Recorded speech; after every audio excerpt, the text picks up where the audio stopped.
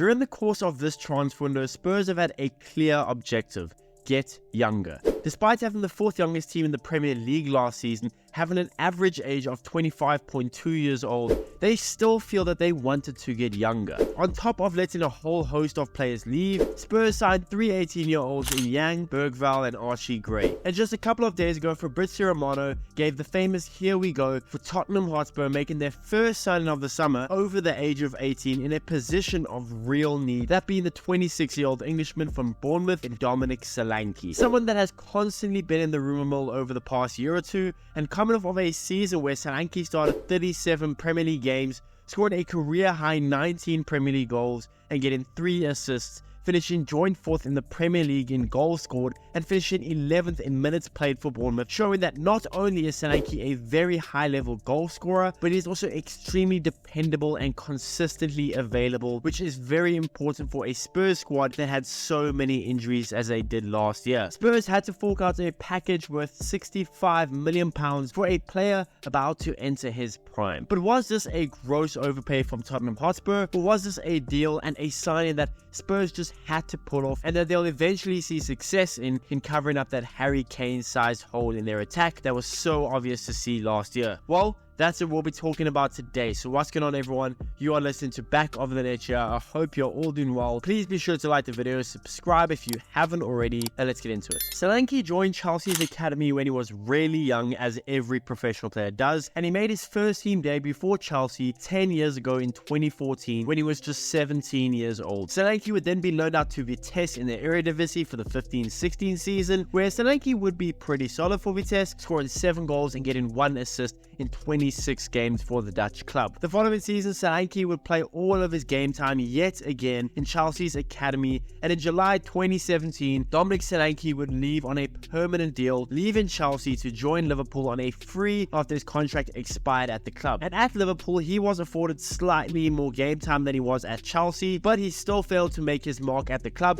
playing in just 27 games for Liverpool over a 1.5-year time span, and getting just 1 goal and 1 assist during that time. Between dealing with a concussion, a groin strain, and Klopp just not viewing Solanke as all that good of a striker, Solanke didn't manage a single minute for Liverpool in his last 6 months at the club, seeing him be sold in January 2019 to Bournemouth for a hefty profit of £19 million.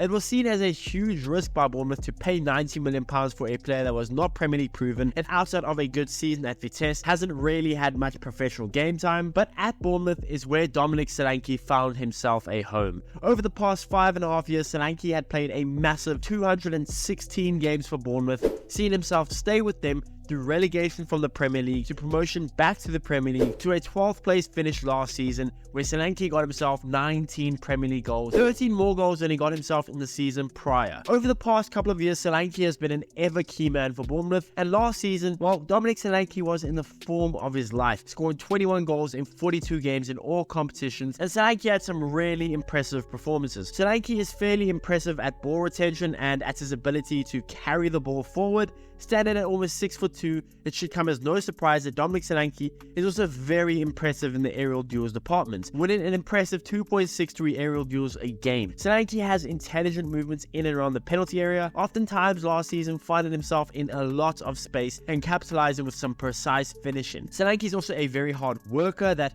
does very well when pressing from the front. Now, Solanke isn't a great chance creator or a great passer of the ball. He's not great in ground duels neither, but being that he is a more of a target number 9, him not being a good chance creator or winner of ground duels just isn't really the end of the world. Now, the one issue I do have with Solanke, it's his consistency. Last season, he was consistent as you would like. I mean, he scored 19 goals in the league for a team that finished 12th, but the season before that, he got just 6 goals in the league. And outside of last season in the Premier League, Solanke has never scored double digits in the season. The only ever times he's done that was in the Championship.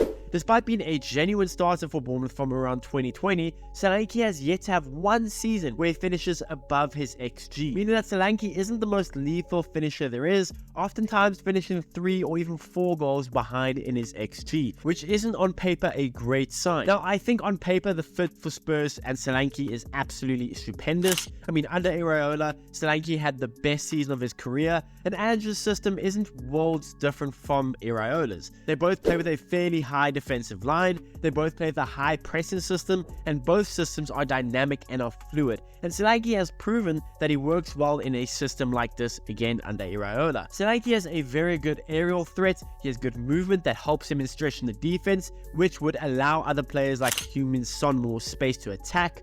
And when you have guys like Pedro Porro who got 7 assists in the league, Maddison who got 9, Johnson who got 10, Son who got 10, there are clearly chance creators around Solanke. And if Solanke can keep his form consistent, if he can be consistent in front of goal and at least live up to his XG, well then Solanke should be in for a 20 Premier League goal season. The only issue, like I said, is his consistency is a tad bit worrying for me. But again, under Ange, in an attacking and free-flowing system like he kind of was at Bournemouth, it is still fairly possible to see Solanke go get himself 20 goals this season in the league alone. Now, the fee is another huge talking point. You have so many people convinced that Spurs well overpaid. £65 million for a mid-table striker. I mean, a lot of people see that as ridiculous, but a lot of other people think, well, if you look at the other prices that Premier League clubs had to pay this summer, I mean, you look at Euro being bought for 16 million euros, Mason Mount last summer getting bought for 60 million euros, Szoboszlai 70, Haaland 70, Chelsea just got Pedro Neto for 60. I mean, what's the fuss about 65 million euros for a Premier League proven goal scorer? Now, I know Bournemouth had to sell him for a fair chunk of change. Not only did he just come off of a season with 19 Premier League goals, but Liverpool have also received £9 million from this deal, so there's that, which was a huge talking point probably for Bournemouth. I just think it's a slight overpay, but it's nothing that's going to make me